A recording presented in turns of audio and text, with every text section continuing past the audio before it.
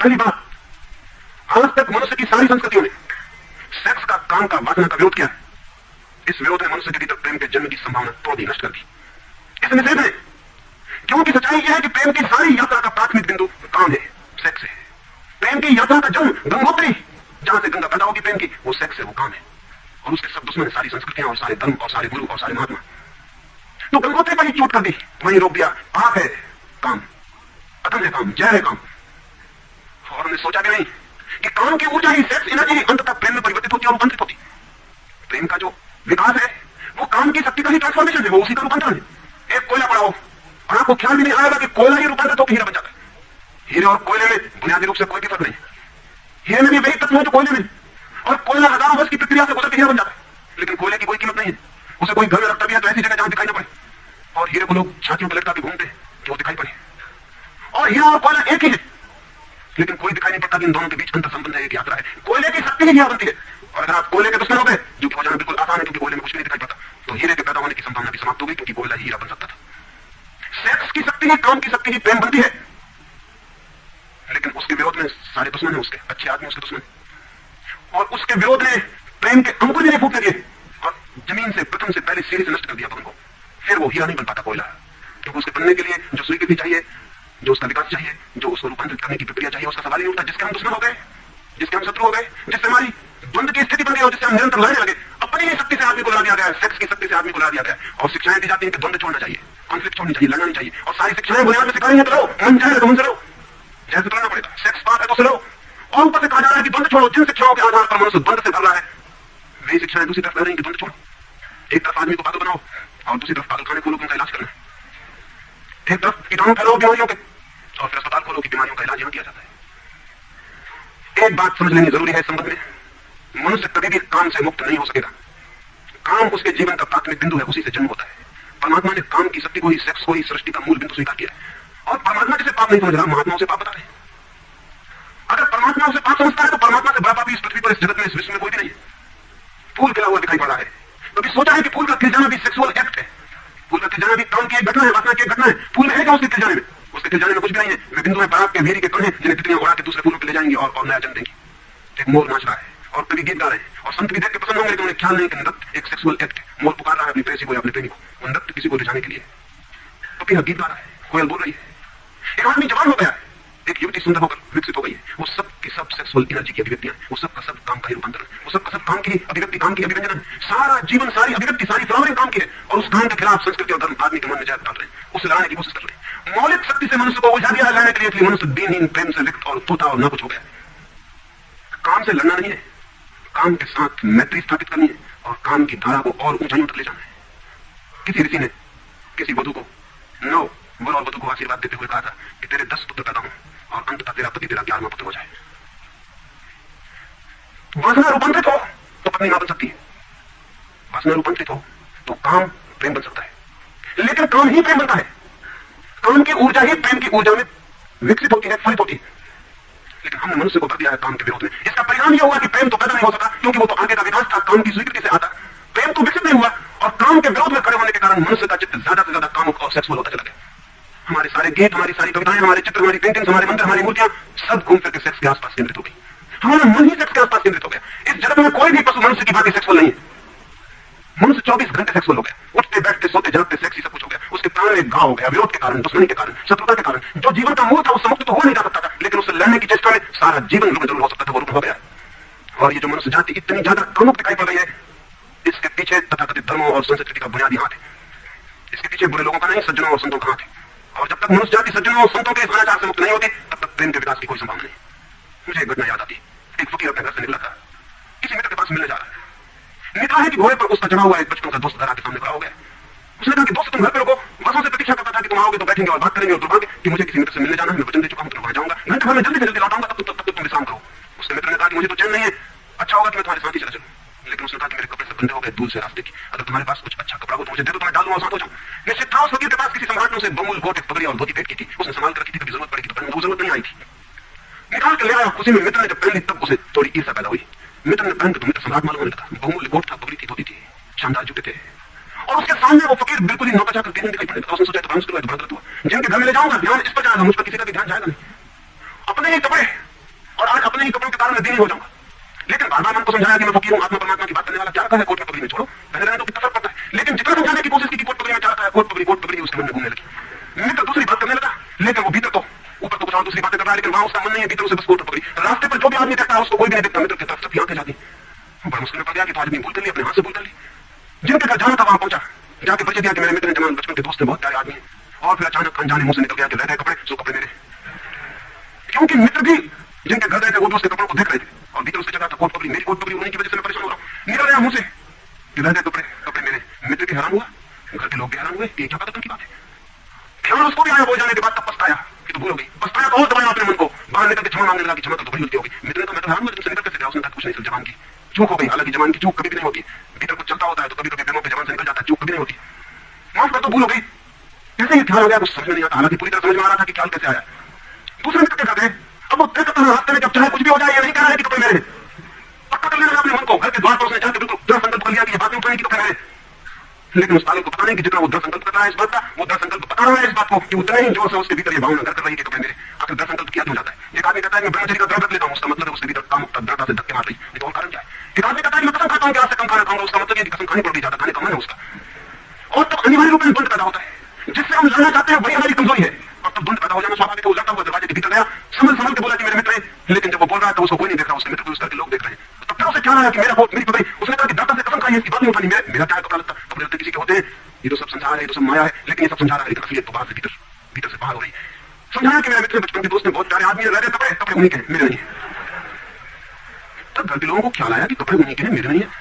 आज तक ऐसा परिचय कभी देखा नहीं गया था। बाहर निकल के क्षमा मांगने लगा कि बड़ी भूल जा रही है, मैं क्या करूं, ये क्या हो गया है मुझे। आज तक मेरी जिंदगी में कपड़ों ने इस तरह से मुझे नहीं पकड़ा, किसी को नहीं पकड़ा, लेकिन अगर तरकीब उपयोग में करें तो कपड़े पकड़ ले सकते।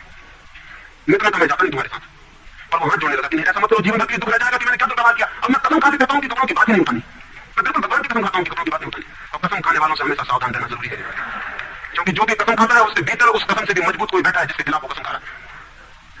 और वो जो भीतर बैठा है वो ज्यादा भीतर है, कसम ऊपर है और बाहर है। कसम चेतन मन से खाई गई है, और जो भीतर बैठा है वो चेतन की परतों पर समाया हुआ है। अगर मन के 10 हिस्से करता तो कसम एक हिस्से खाई है, 9 हिस्से उल्टा भीतर खड़ा हुआ है। ब्रह्मचर्य की कसम एक हिस्सा खा रहा है मन का, और 9 हिस्सा परमात्मा की दुआई दे रहा है, वो जो परमात्मा ने बनाया उसके लिए कहा चला जा रहा है, कहीं चला जा रहा है।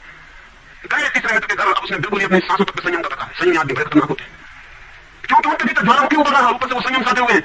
और इस बात को स्मरण रखना है कि जिस चीज को साधना पड़ता है, साधना में इतना समय लग जाता है कि साधना पूरे वक्त हो नहीं सकती, फिर सिद्ध होना पड़ेगा, विश्राम करना पड़ेगा। अगर मैं जोर से मुट्ठी बांध लूं तो कितनी देर बांध सकता हूँ? 24 घंटे। जितनी जोर से बांधूंगा उतनी जल्दी थक जाऊंगा और मुट्ठी खुल जाएगी। जिस चीज में भी श्रम करना पड़ता है, जितना ज्यादा श्रम करना पड़ता है उतनी जल्दी थकान आ जाती है, शक्ति खत्म हो जाती है, उल्टा होना शुरू हो जाता है। मुट्ठी खुली जितने जोर से उतनी जल्दी मुट्ठी खुल जाएगी। मुट्ठी खुली रखी जा सकती है 24 घंटे, लेकिन बांध कर रखी जा सकती है। जिस काम में श्रम पड़ता है उस काम को आप जीवन नहीं बना सकते, कभी सहज नहीं हो सकता वो काम। श्रम पड़ेगा फिर विश्राम का वक्त आएगा ही। इसलिए जितना सदा हुआ संत होता है उतना ही खतरनाक आदमी होता है, क्योंकि उसका विश्राम का वक्त आएगा। 24 घंटे में घंटे पर उसे सिद्ध होना पड़ेगा, उसे बीच दुनिया भर के पाप उसे भीतर खड़े हो जाएंगे, नरक सामने आ जाएगा। तो उसने बिल्कुल ही अपने को सांस रोक लिया और कहा कि कसम खाता हूं कि इन कपड़ों की बात ही नहीं उठानी। लेकिन आप सोच रहे हैं उसकी हालत, अगर आप थोड़े बहुत भी धार्मिक आदमी होंगे तो आपको अपने अनुभव से भी पता चल सकता है कि उसकी क्या हालत हुई होगी। अगर आपने कसम खाई हो, व्रत लिए हो, संकल्प साधे हो, तो आपको भली बात पता होगा कि भीतर क्या हालत हो जाती है। भीतर गया उसके माथे से पसीना छू रहा है, इतना श्रम कर रहा है। मित्र डरा हुआ है उसके पसीने को देखकर, वो उसकी सब नजर खिंची हुई है। वो बोल रहा है एक एक शब्द कि मेरे मित्र हैं, मेरे पुराने दोस्त हैं, बहुत अच्छे आदमी है। और एक क्षण को वो रुका, जैसे भीतर से कोई जोर का धक्का आया और सब बह गया, बाढ़ आ गई और सब बह गया। उसने कहा रह गए कपड़े की बात, तो मैंने कसम खा लिया कि कपड़े की बात ही नहीं करनी। ये जो इस आदमी के साथ हुआ वो पूरी मनुष्य जाति के साथ सेक्स के संबंध में हो गया। सेक्स को ऑब्सेशन बना दिया, सेक्स को रोग बना दिया, घाव बना दिया, और सब विषाक्त कर दिया, सब विषाक्त कर दिया। छोटे छोटे बच्चों को समझाया जा रहा कि सेक्स पाप है, लड़कियों को समझाया जा रहा, लड़कों को समझाया जा रहा कि सेक्स पाप है। फिर ये लड़की जवान होगी, ये लड़का जवान होगा, इनकी शादियां होंगी और सेक्स की दुनिया शुरू होगी, और इन दोनों के भीतर ये भाव है कि ये पाप है। और फिर कहा जाएगा स्त्री को कि पति को परमात्मा मान, जो पाप में ले जा रहा है उसको परमात्मा कैसे माना जा सकता है? ये कैसे संभव है कि जो पाप में घसीट रहा है वो परमात्मा हो?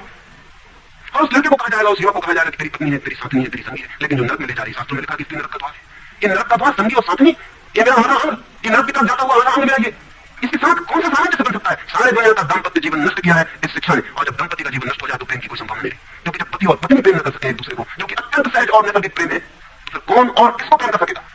इस प्रेम को बढ़ाया जा सकता है कि पत्नी और पति का प्रेम इतना विकसित हो, इतना उत्ताप हो, इतना ऊंचा बने कि धीरे धीरे बांध तोड़ दे और दूसरों तक फैल जाए। ये हो सकता है, लेकिन इसको समाप्ति कर दिया जाए, तोड़ दिया जाए, विषाक्त कर दिया जाए, तो फैलेगा क्या, बढ़ेगा क्या? रामानुज गांव में ठहरे तो एक आदमी ने आके कहा कि मुझे परमात्मा को पाना है। तो उन्होंने कहा कि तुमने कभी किसी को प्रेम किया? उस आदमी ने कहा झंझट में कभी पड़ा ही नहीं, प्रेम वगैरह की झंझट नहीं की, मुझे तो परमात्मा को खोजना है। रामानुज ने कहा तुमने कभी झंझट नहीं की प्रेम की? उसने कहा मैं बिल्कुल सच कहता हूँ आपसे। और बेचारा ठीक ही कह रहा था, क्योंकि धर्म की दुनिया में प्रेम एक डिस्क्वालिफिकेशन, एक अयोग्यता है।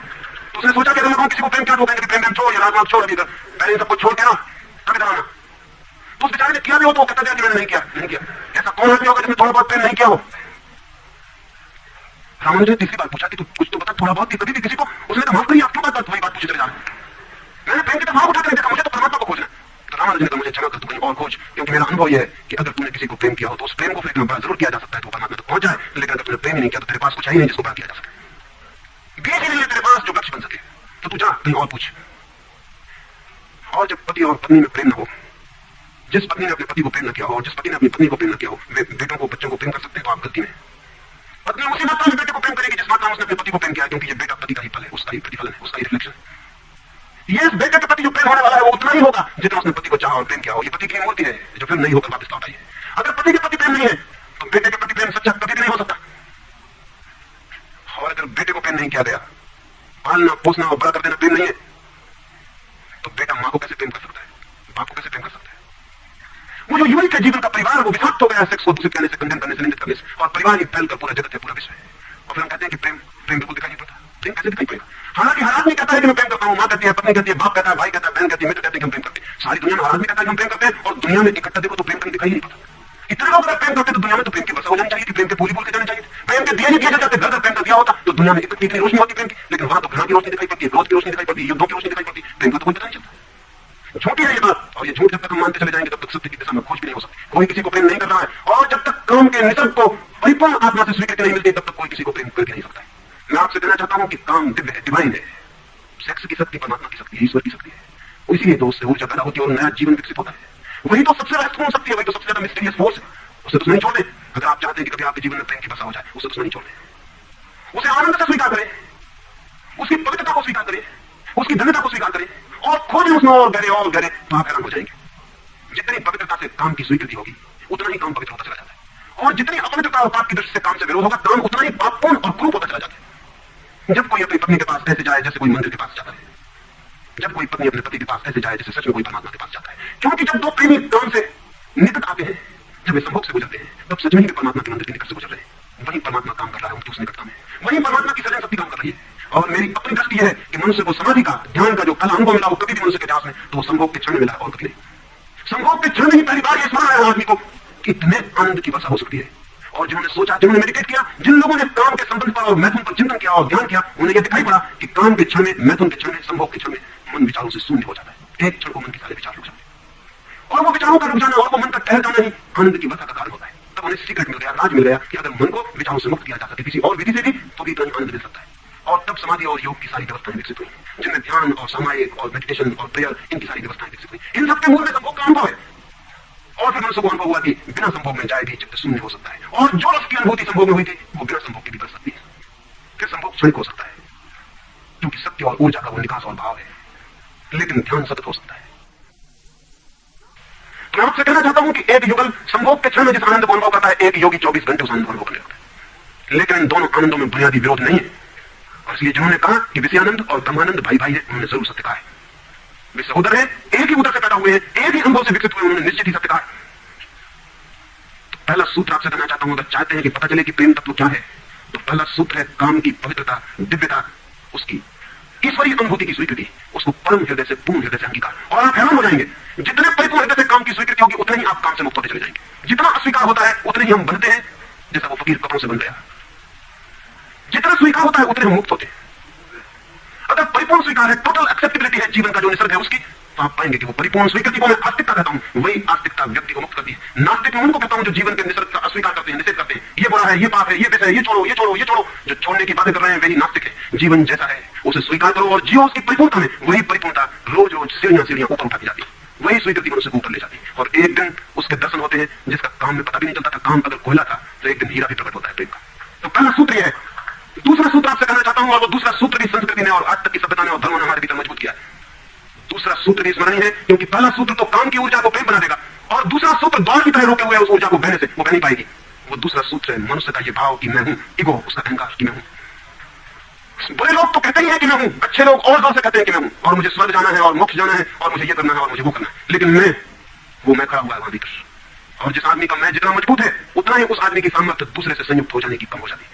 क्योंकि मैं एक दीवार है, एक घोषणा है कि मैं हूं, मैं की घोषणा कह देती है तुम हो, मैं हूं, दोनों के बीच फासला है। फिर मैं कितना ही प्रेम करूं, आपको अपनी छाती से लगा लूं, लेकिन फिर भी हम दो हैं।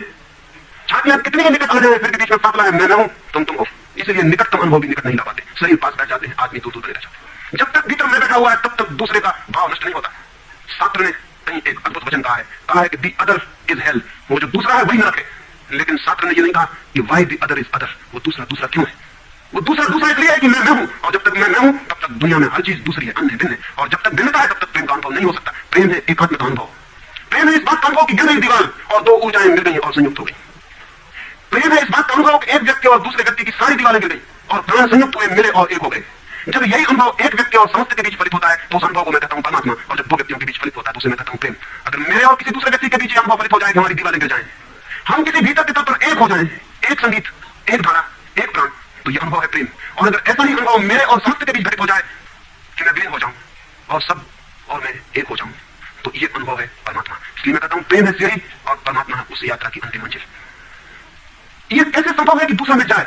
जब तक मैं न मिटूं तब तक दूसरा कैसे मिट सकता है? वो दूसरा पैदा किया है मेरे मैं की प्रतिध्वनि ने। जितना जोर से मैं चिल्लाता हूं कि मैं, उतना ही जोर से वो दूसरा पैदा हो जाता है। वो दूसरी प्रतिध्वनि है, उस तरफ इको हो रही मेरे मैं की, और ये अहंकार, ये इको बार पर दीवार बन के खड़ी। और मैं है क्या? कभी सोचा आपने कि मैं है क्या?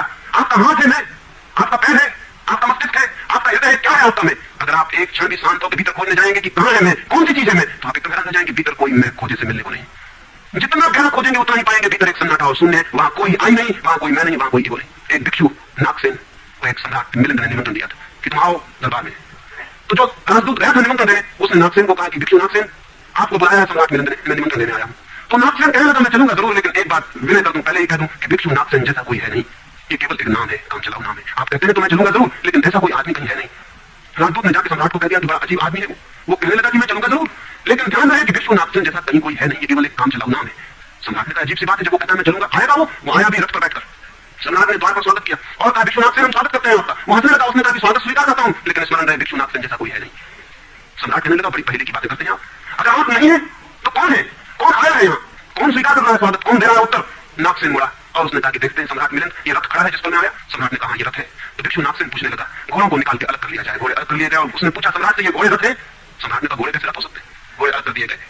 सामने के डंडे जिनसे घोड़े बने थे खिंचवा लिए गए। उसने पूछा कि ये रथ है? सिर्फ दो डंडे कैसे रथ हो सकते हैं? डंडे अलग कर दिए गए। चाक निकलवा लिया और कहा ये रथ है? सम्राट ने कहा ये चाक है, ये रथ नहीं है। और एक एक अंग रथ का निकलता चला गया और एक एक अंग पर सम्राट को कहना पड़ा कि नहीं ये रथ नहीं है। फिर आगे पीछे शून्य बच गया, वहां कुछ भी ना बचा। भिक्षु नागसेन पूछने लगा रथ कहां है? अब रथ कहां है? और जितनी चीजें मैंने निकाली तुमने कहा ये भी रथ नहीं, ये भी रथ नहीं, ये भी रथ नहीं, अब रथ कहां है? तो सम्राट चौंक के खड़ा रह गया, रथ पीछे बचा भी नहीं था और जो चीजें निकल गई उनमें कोई रथ था भी नहीं। तो भिक्षु कहने लगा समझे आप, रथ एक जोड़ था, रथ कुछ चीजों का संग्रह मात्र था। रथ का अपना होना नहीं है कोई, ईगो नहीं है कोई, रथ एक जोड़ है। आप खोजे कहां है आपका मैं, और आप पाएंगे कि अनंत शक्तियों के एक जोड़ है, मैं कहीं भी नहीं है। और एक एक अंग आप सोचते चले जाएं तो एक एक अंग समाप्त होता चला जाता है, फिर पीछे शून्य रह जाता है। उसी शून्य से प्रेम का जन्म होता है, क्योंकि वो शून्य आप नहीं है, वो शून्य परमात्मा। एक गांव में एक आदमी ने मछलियों की दुकान खोली थी, बड़ी दुकान थी, उस गांव में पहली दुकान थी। तो उसने बहुत खूबसूरत तख्ती बनवाई और उस पर लिखाया फ्रेश फिश सोल्ड हियर, यहाँ ताजी मछलियां बेची जाती। पहले दिन दुकान खुली और एक आदमी आया और कहने लगा फ्रेश फिश सोल्ड हियर, ताजी मछलियां, कहीं बासी मछलियां भी बेची जाती है, ताजी खरीदने की क्या जरूरत? दुकानदार ने सोचा कि बात तो ठीक है, इससे और बातें का भी ख्याल पैदा होता है। उसने फ्रेश अलग कर दिया, ताजा अलग कर दिया, तख्ती रह गई फिश सोल्ड हियर, मछलियां बेची जाती, मछलियां यहाँ बेची जाती। दूसरे दिन कोई औरत आई और उसने कहा कि मछलियां यहाँ बेची जाती हैं, सोल्ड हियर कहीं और कहीं भी बेचते हो? उस आदमी ने कहा हियर बिल्कुल फिजूल। उसने तख्ती पर एक शब्द और अलग कर दिया, रह गया फिश सोल्ड। तीसरे दिन एक आदमी आया, वो कहने लगा फिश सोल्ड, मछलियां बेची जाती हैं, मुफ्त भी देते हो क्या? आदमी ने कहा ये सोल्ड भी बेकार, उस सोल्ड को भी अलग कर दिया। अब रह गई वहां तख्ती फिश। एक बुढ़ा आया और कहने लगा फिश, अंधे को भी मील भर दूर से बात मिल जाती है, तख्ती कहां लिखाई हुई है? फिश नहीं चली गई, खाली तख्ती रह गई वहां। और एक आदमी आया, उसने कहा ये तख्ती किसी लगाई है, दुकान पे आग होती, वो तख्ती भी चली गई, वहां कुछ भी नहीं रह गया। एलिमिनेशन होता गया, एक एक चीज हटती चली गई, पीछे जो शेष रह गया शून्य। उस शून्य से प्रेम का जन्म होता है, क्योंकि उस शून्य में दूसरे के शून्य से मिलने की क्षमता है। सिर्फ शून्य ही शून्य से मिल सकता है और कोई नहीं। दो शून्य मिल सकते हैं, दो व्यक्ति नहीं, दो इंडिविजुअल नहीं मिल सकते, दो व्यक्तियों, दो एम्प्टीनेस मिल सकते हैं, क्योंकि बात कोई भी नहीं, शून्य की कोई दीवार नहीं होती और हर चीज की दीवार होती है। तो दूसरी बात स्मरणीय है, व्यक्ति जब मिटता है नहीं रह जाता, पाता है कि मुझे नहीं, जो है वो मैं नहीं हूं, जो है वो सब है, तब द्वार गिरता है, दीवार टूटती है और तब वो गंगा बहती है जो भीतर छिपी है और तैयार है, वो शून्य की प्रतीक्षा कर रही है, कोई शून्य हो जाए तो उससे बह उठूं। हमें कुआं खोदते हैं, पानी भीतर है, पानी कहीं से लाना नहीं होता, लेकिन बीच में मिट्टी पत्थर पड़े हैं, उनको निकाल के बाहर कर देते हैं। करते क्या है हम? करते हैं हम एक शून्य बनाते हैं, एक खाली जगह बनाते हैं, एक एम्प्टीनेस बनाते हैं। कुआं खोदने का मतलब है खाली जगह बनाना, ताकि खाली जगह में जो भीतर छिपा हुआ पानी है वो प्रकट होने की जगह पा जाए, स्पेस पा जाए। वो भीतर है, उसको जगह चाहिए हुआ है कुआं मिट्टी पत्थर से, मिट्टी पत्थर में अलग करके वो पानी उबल के बाहर आ गया। आदमी के भीतर प्रेम भरा हुआ है, स्पेस चाहिए, जगह चाहिए जहां वो प्रकट हो जाए। और हम भरे हुए हैं अपने मैं से, हर आदमी चिल्लाया चला जा रहा है मैं। और स्मरण रखें, जब तक आपकी आत्मा चिल्लाती है मैं, तब तक आप मिट्टी पत्थर से भरे हुए कुएं, आपके कुएं में प्रेम के झरने नहीं फूटेंगे, नहीं फूट सकते।